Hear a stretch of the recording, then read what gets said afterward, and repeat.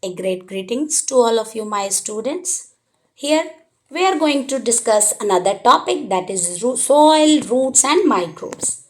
The soil is a complex physical, chemical, and biological substrate. It is heterogeneous material containing solid, liquid, and gaseous phases. All of these phases interact with mineral elements. The inorganic particle of the solid phase provide a reservoir of potassium, calcium, magnesium, and iron. Solid phase are organic compounds containing nitrogen, phosphorus, and sulfur among other elements. Liquid phase of the soil constitutes soil solution, which contains dissolved mineral ions like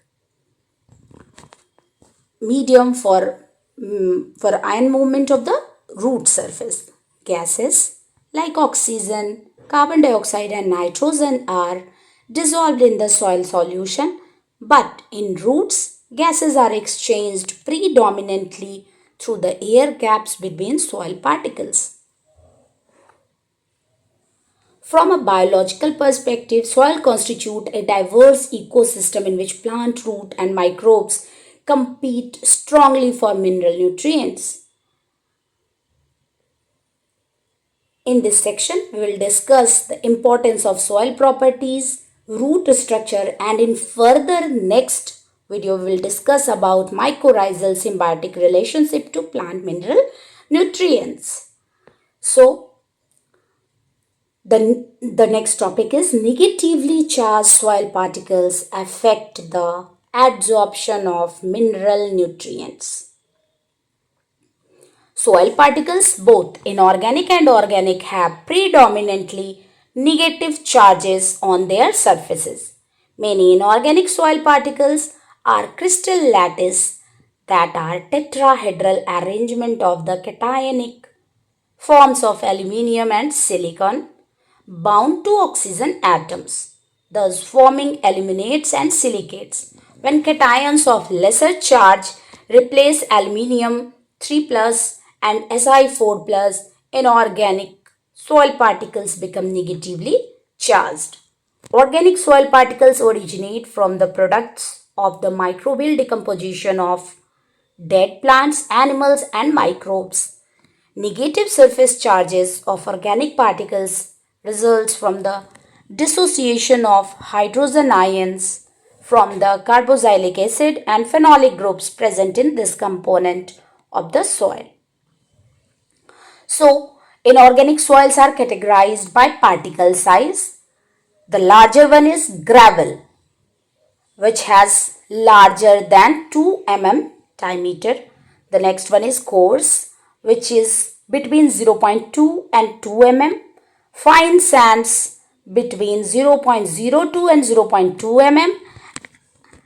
And silt, which is particularly between 0.002 and 0.02 mm. The last one is clay, which is smaller than 0.002 mm.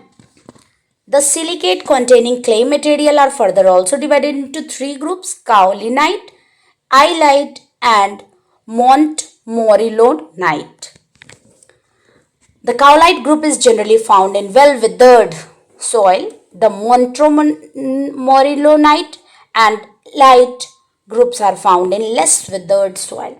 Mineral cations such as ammonium, NH4 plus, and potassium K plus absorb the negative surface charges of inorganic and organic soil particles. The cation absorption is an important factor in soil fertility. Mineral nutrients adsorbed in this way can be replaced by other cation in the process called cation exchange. The degree to which soil can not absorb, the degree to which a soil can adsorb and exchange ions is termed its cation exchange capacity. As we all know, the difference between absorption and adsorption.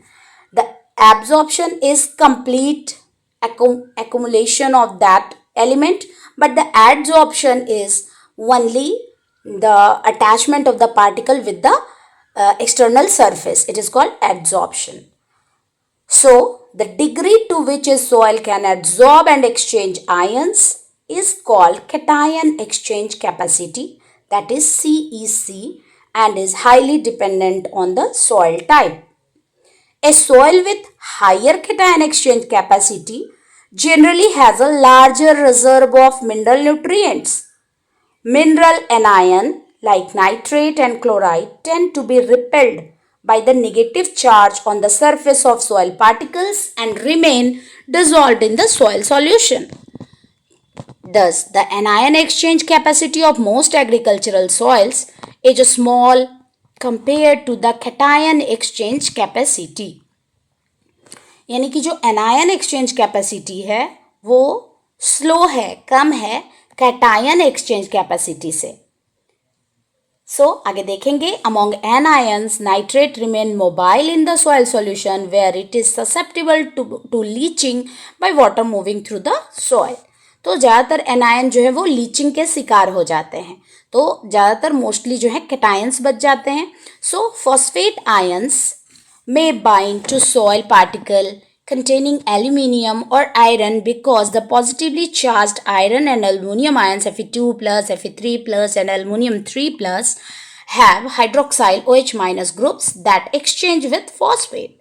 As a result, phosphate can be tightly bound and its mobility and availability in the soil can limit plant growth.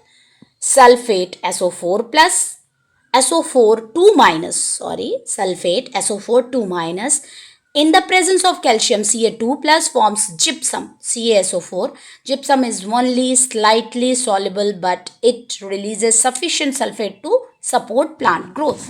So here we can see different types of silicate clay found in the soil and their size, shape, cohesion, water swelling capacity and cation exchange capacity is also given in this table. We can compare all three: montmorillonite, aylite and kaolinite.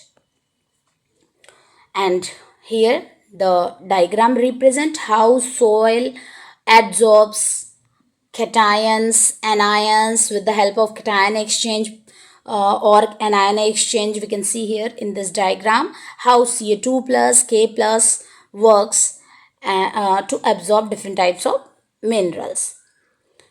So consequently sulfate mobility in these soil is slow, so sulfate is not highly susceptible to leaching. Soil pH affects nutrient availability, soil microbes and root growth. Obviously pH plays important role in the life of any living organism. So microbes and root both are living, so they both get affected by soil pH. Hydrogen ion concentration is an important property of soil because it affects the growth of plant roots and soil microbes. Root growth is generally favored between 5.5 and 6.5.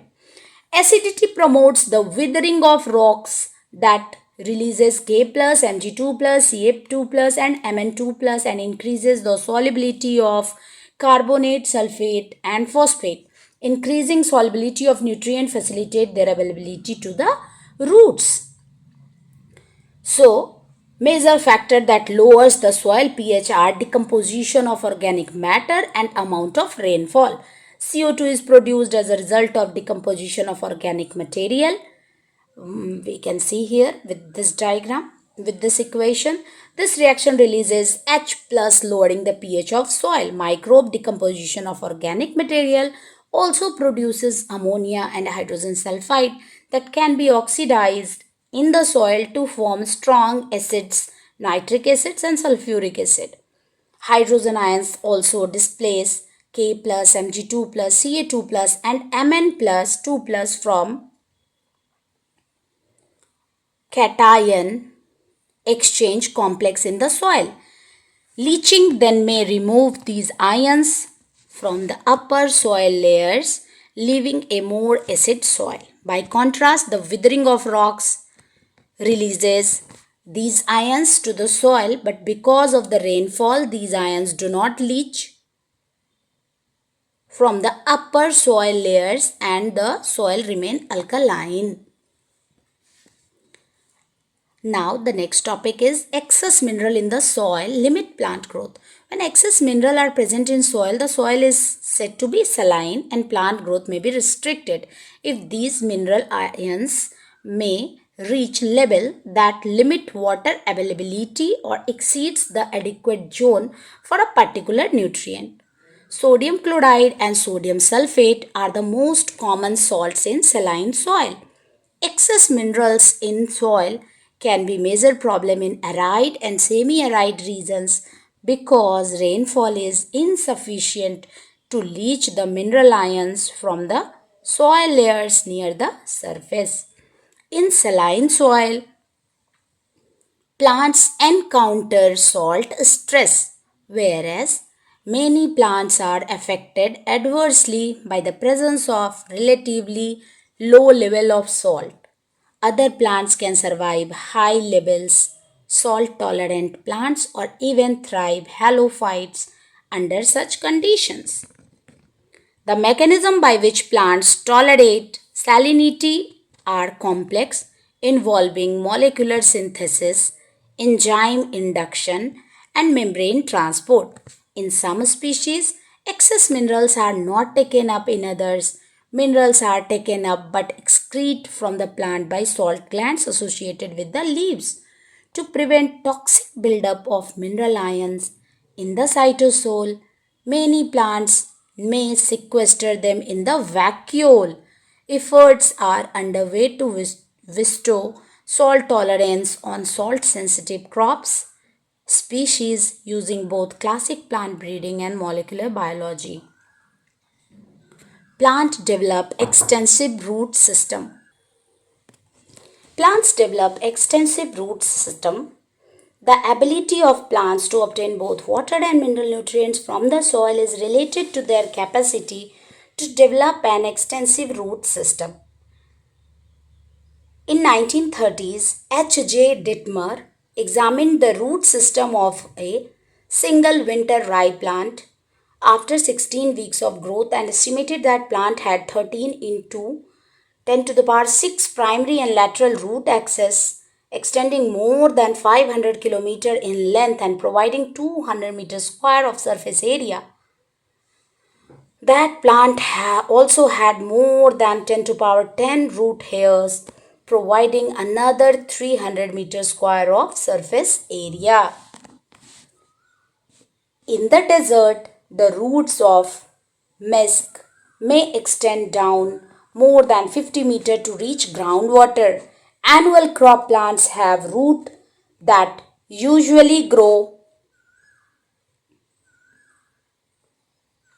that usually grow between 0.1 and 2.0 mm in meter in depth and extend laterally to distances of 0.3 to 1 meter. In orchards, the major root system of tree planted 1 meter apart reach a total length of 12 to 18 kilometer per tree.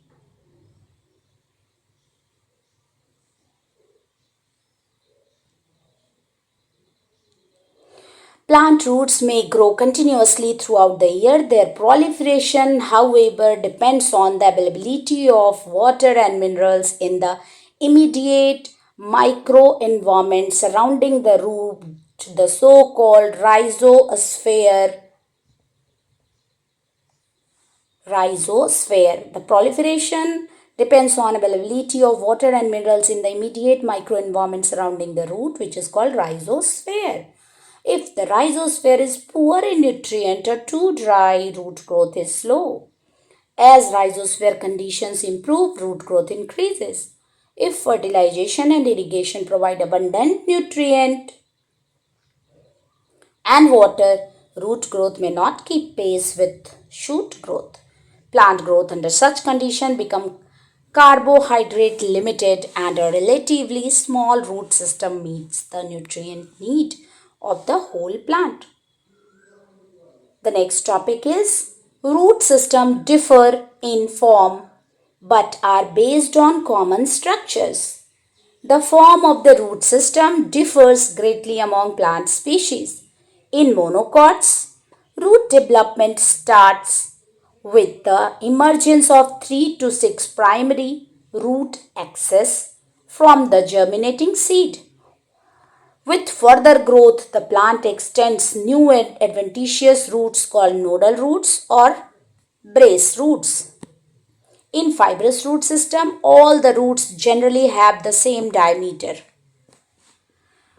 In contrast to monocots, dicots develop root system with a main single root axis called taproot, which may thickens as a result of secondary cambial activity. The development of root system in both monocot and dicot depends on the activity of root apical meristem and the production of lateral root meristems.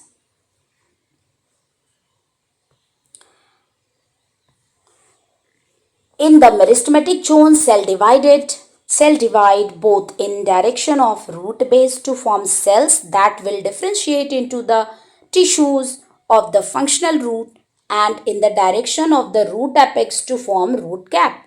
Root cap protects the delicate meristematic cells as the root moves through the soil. It also secretes a gelatinous material called mucigel, which commonly surrounds the tip. The function of mucigel is uncertain, but it lubricates the penetration of root through the soil, protects root apex from desiccation, promote transfer of nutrients to the root or affect interaction between root and soil microbes. The root cap is central to the perception of gravity, the signal that directs the growth of root downward. This is called gravitotropic response.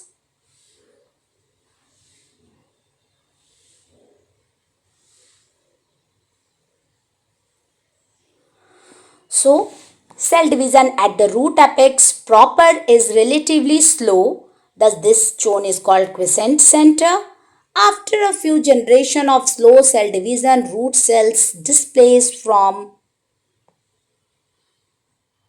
the apex by about 0.1 mm begin to divide more rapidly. Cell division again tapers off at about 0.4 mm from the apex and the cells expand equally in all directions. The elongation zone begins 0.7 to 1.5 mm from the apex. In this zone, cells elongate rapidly and undergo a final round of division to produce a central ring of cell called endodermis. So, the wall of endodermis may layered with suberin, which is the deposition on radial wall of wall forms called Casparion strip, a hydrophobic structure that prevents the apoplastic movement of water or solutes across the root. Endoderm is divided into two regions, cortex and stele. The stele part is made up of phloem and xylem. Phloem transport metabolites from shoot to root and xylem transport water and solutes to shoot.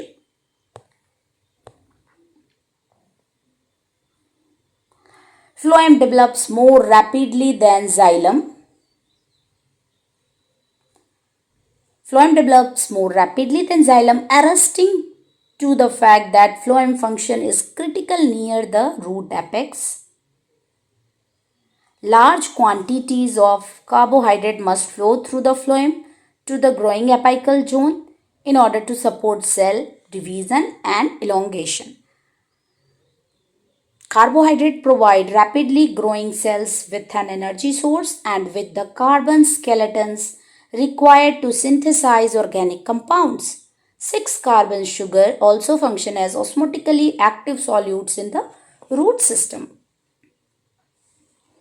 At the root apex, where the phloem is not yet developed, carbohydrate movement depends on symplastic diffusion and is relatively slow.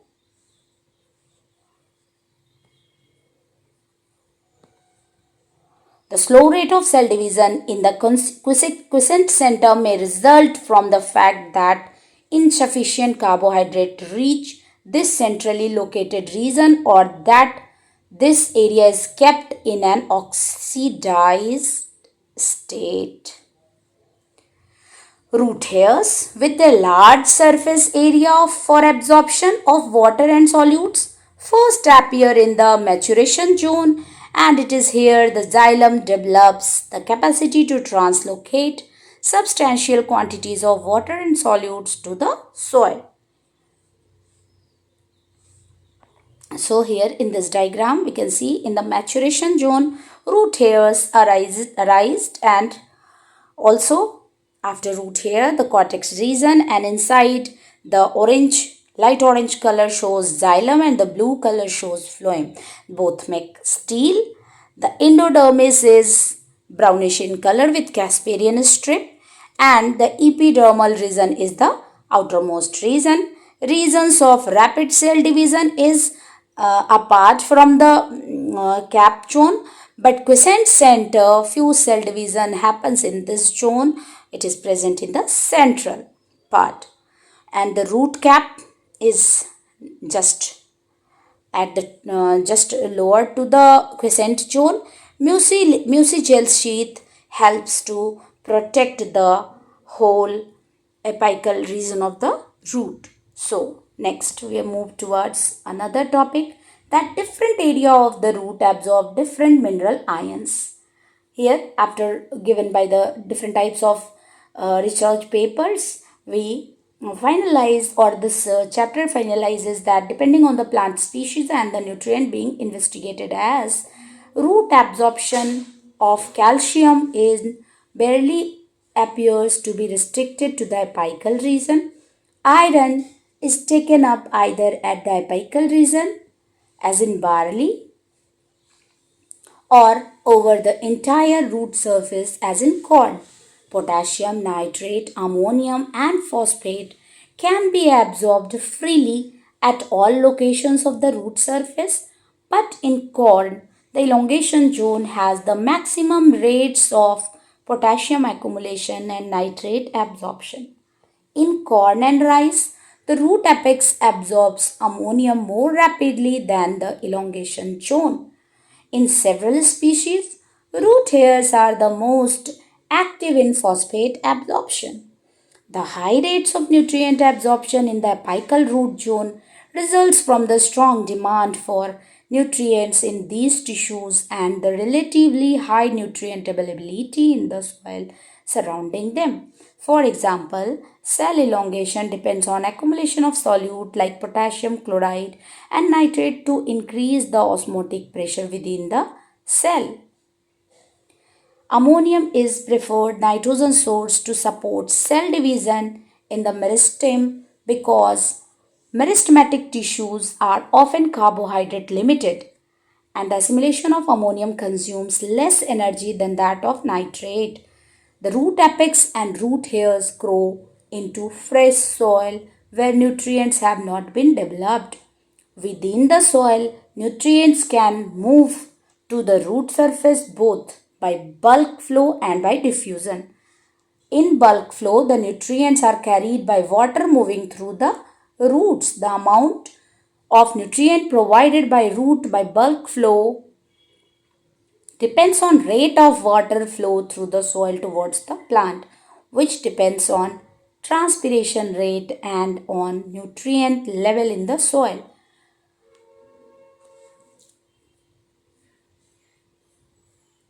When both the rates of water flow and the concentration of nutrient in the soil solution are high, bulk flow can play an important role in nutrient supply.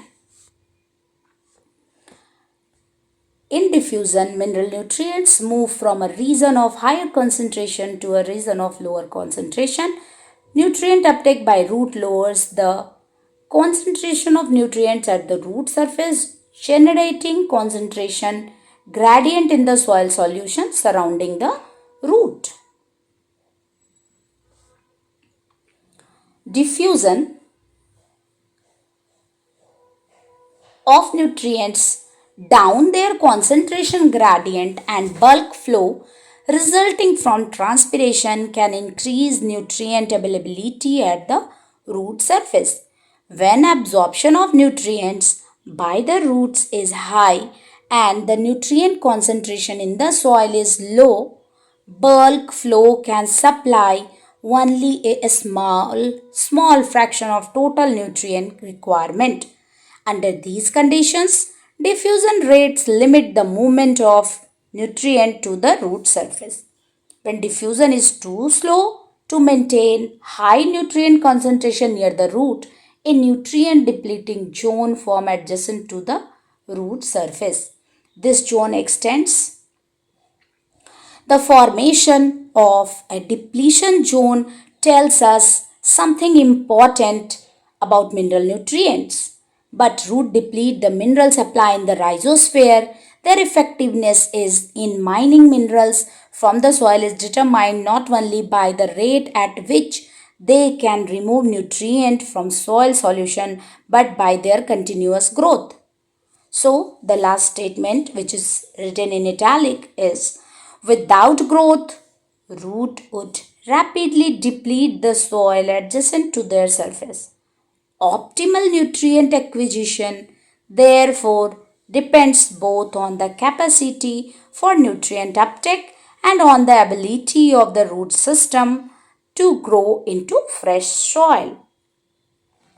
So, here we have completed this topic with great effort, and this figure you can see here, which is highlighted, the formation of nutrient depletion zone in the region of soil adjacent to the plant root. Distance from root surface, here we can see that two types of lines are present. One represent green and one represent red. The depletion zone is both occurring in the nutrient concentration in soil solution. The higher is high nutrient level, which and distance from the root surface. The distance is equal for both line, but here we can see that nutrient solution in the concentration is as decreasing, the rate of nutrient depletion is going to be high, but in low nutrient concentration in the soil solution, the low nutrient level is arising. So we are completing this topic here, and the next one will be mycorrhizal association. So thank you for listening my video. Thank you.